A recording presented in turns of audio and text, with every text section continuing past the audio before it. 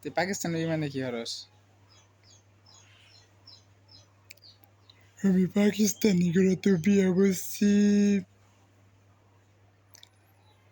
কত দেশে বিয়ে বসু? শুনলাম তুই নাকি গাউজালি হিন্দের প্রেমিক হয়েছু। হয়েছে কত হয়েছে কত, আমি তো গাউসালি হিন্দের প্রেমিকা হয়েছি। তাহলে আমার কাছে কি করস? তোর হাতেও বিয়া বসমো আমি, এই জন্য তো মোহাম্মদ চাচক নিয়ে সবে উঠছি। তো তুই মোহাম্মদ চাচুর সাথে বিয়ে বসলে কি সমস্যা? আমি কি তাই অত বড় মানুষের বিয়া বসমো?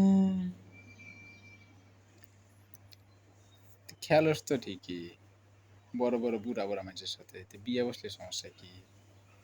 খেলতে দুঃখ পাস না, বিয়ে বসলে দুঃখ পাবি। আমার কি তাই ছোট গুণের হাতে বিয়া বসে নাকবো না?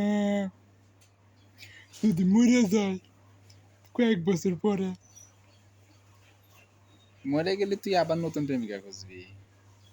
হ্যাঁ, তো তোর তো ছোটগুলা দেবো না। হুম, তুই তো বড়গুলাই দিয়ে কিছু হবে না।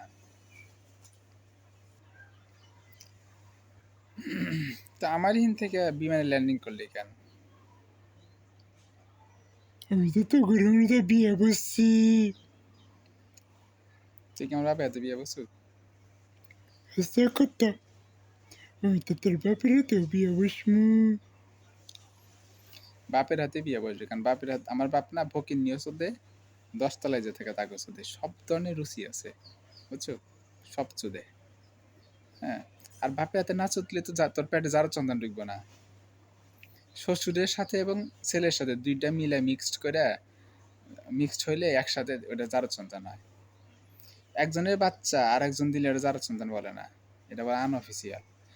বাপ, ভাই, শ্বশুর তিনটে একসাথে মিক্সড করে দিলে এটা একটা জারদ, তিন কোণা একটা জারদ হয়, পারফেক্ট জারদ। তো তুই এটা তুলিস।